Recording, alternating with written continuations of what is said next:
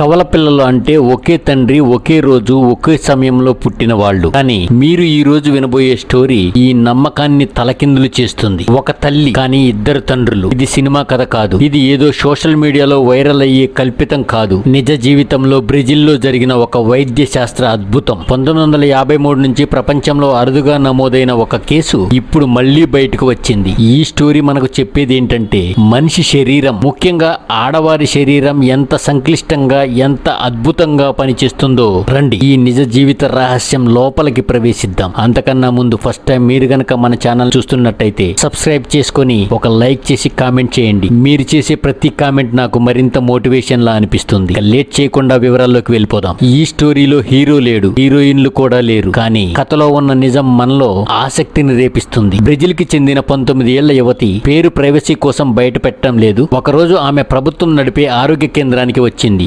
ఎందుకైనా మంచిదని డాక్టర్లు DNA టెస్ట్ చేయమని సూచించారు. కానీ ఈ టెస్ట్ ఆమె జీవితాన్ని పూర్తిగా మార్చేసింది. డాక్టర్లు మొదట టెస్ట్ చూసి షాక్ అయ్యారు. కవల పిల్లల్లో ఒకరి DNA తండ్రితో సరిపోలింది, మరొకరి DNA అస్సలు మ్యాచ్ కావడం లేదు. అంటే ఇద్దరు పిల్లలకి తండ్రులు మాత్రం వేరు వేరు. డాక్టర్లు నమ్మలేక మళ్లీ రీచెక్ చేశారు. ఫలితం అదే. ఇది సాధారణం కాదు. ఇది ప్రపంచంలోనే అత్యంత అరుదైన వైద్య సంఘటనల్లో ఒకటి. ఇప్పుడు ప్రశ్న ఏంటంటే అసలు ఇది ఎలా సాధ్యం? ప్రతి మహిళ శరీరంలో సాధారణంగా ఒక నెలలో ఒక ఎగ్ మాత్రమే విడుదలవుతుంది. కానీ బ్రెజిల్లోని యువతి శరీరం అదే రోజు 2 ఎగ్స్ విడుదలయ్యాయి. ఈ సంఘటన వైద్య శాస్త్రంలో హెటెరోపాటర్నల్ సూపర్ ఫెకండేషన్ అంటారు. దాని అర్థం ఒకే తల్లి కానీ 2 ఎగ్స్ వేర్వేరు సమయాల్లో వేర్వేరు పురుషుల స్పరంతో ఫెర్టిలైజ్ అవ్వడం అన్నమాట. ఒక రోజు మహిళ కొద్ది గంటల వ్యవధిలోనే ఇద్దరు పురుషులతో శారీరక సంబంధం కలిగి ఉండడం వల్ల ఈ 2 ఎగ్స్ వేర్వేరు తండ్రుల జెనెటికల్ మెటీరియల్ తో ఫెర్టిలైజ్ అయ్యాయి. అవుట్పుట్ ఇద్దరు పిల్లలు. ఒకే తల్లి కానీ ఇద్దరు వేర్వేరు తండ్రులు. డాక్టర్లు దీన్ని అద్భుతమని ఎందుకంటారంటే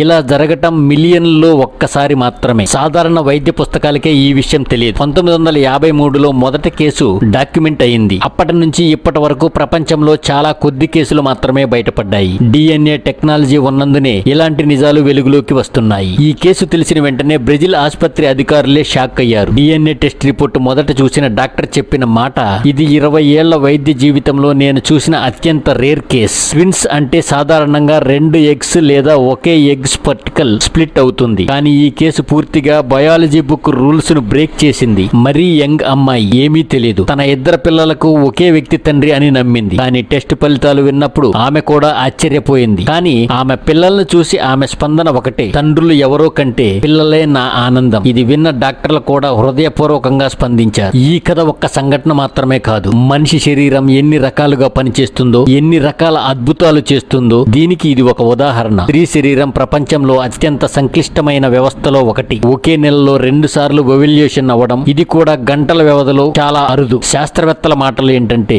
మనిషి శరీరంలో ఏం జరుగుతుందో 50% వరకు మనం ఇప్పటికీ పూర్తిగా అర్థం చేసుకోలేదు. ఈ కేసు కూడా అలాంటి రహస్యం. శాస్త్రవేత్తలకి కొత్త ప్రశ్నలు, కొత్త అధ్యయనాలు తీసుకువస్తుంది. మహిళల్లో 2 ఎగ్స్ వేరువేరు సమయాల్లో విడుదలవ్వటం, ఇదే ఫెనోమానిన్ ను ప్రైవేట్ గా సూపర్ ఫెర్టిలైజేషన్ అని కూడా అంటారు. మనిషి శరీరం ఎంత డైనమిక్ గా, ఎంత అనూహ్యమైనదిగా ఉంటుందో చూపించిన ఉదాహరణ. ఆ యువతి కుటుంబం మొదట్లో కొంత అసౌకర్యంగా ఫీల్ అయినా తర్వాత వారు పిల్లలను చూసి ఒక మాట చెప్పారు, పిల్లలు ఆరోగ్యంగా ఉంటే అదే మా అదృష్టం. ముఖ్యంగా ఆమె తల్లి ఈ ఇద్దరు పిల్లలను చూసుకోవడంలో పూర్తిగా సమయం కేటాయించింది. ఆమె స్నేహితుల్లో ఎవరు ఏ పిల్లకు తండ్రి అనేది తెలిసిపోయిన తర్వాత కూడా ఈ విషయం పెద్ద ఇష్యూ కాలేదు. ఎందుకంటే పిల్లల ఆరోగ్యం చాలా బాగుంది, తల్లి కూడా బాగానే ఉంది. ఆసుపత్రి తెలిపిన వివరాల ప్రకారం ఆమె జీవితాన్నే సాధారణంగా కొనసాగిస్తుంది. ఇక ఆమె చెప్పిన మాట, ఈ ఇద్దరు నాకు దేవుడిచ్చిన వరాలు. ఆమె సమాధానం ప్రపంచానికి ఒక సందేశం ఇస్తుంది. తండ్రితనం మాతృత్వంతో పోలిస్తే చాలా చిన్న విషయమని. 1953లో మొదటి డాక్యుమెంట్ కేసు జరిగింది. తర్వాత 1930, 2019, 2022లో కూడా ఇలాంటి కేసులు బయటపడ్డాయి. చాలా దేశాల్లో DNA టెస్టింగ్లు సాధారణమయ్యాక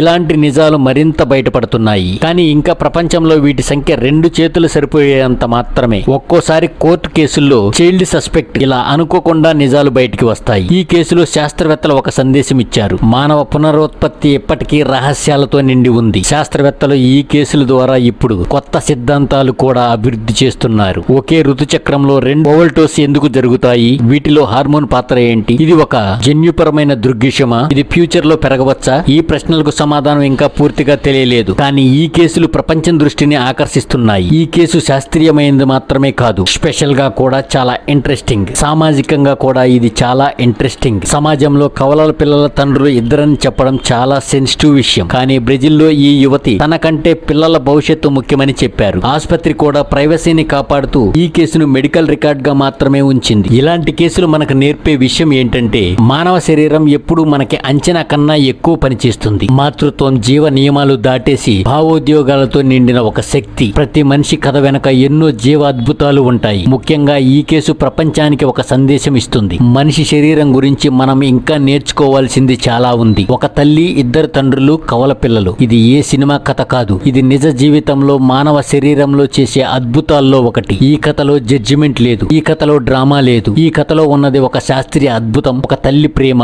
ఒక కుటుంబం మద్దతు మరియు మానవ శరీరం యొక్క సాధారణ శక్తి. బ్రెజిల్ యువత ఈ రోజు తన ఇద్దరు పిల్లలతో సంతోషంగా ఉంది. ఆమె కోసం వైద్యులు కూడా, ప్రపంచం కూడా సంతోషపడుతుంది. ఎందుకంటే ఈ ఇద్దరు చిన్న పసివాళ్లు కేవలం పిల్లలు కాదు, వాళ్ళు ఒక అద్భుతం, ఒక రిమైండర్. మానవ శరీరం మనం ఊహించింది కాదు, ఇది ఎప్పటికీ మరింత గొప్పదే. ఇది ఇవాళ స్టోరీ. ఇంకా ఇలాంటి నిజ జీవిత రహస్యాలు, మానవ అద్భుతాలు, మానవ జీవితంలోని అనూహ్య నిజాలు మీకోసం తీసుకువస్తూనే ఉంటాం. Please subscribe our channel.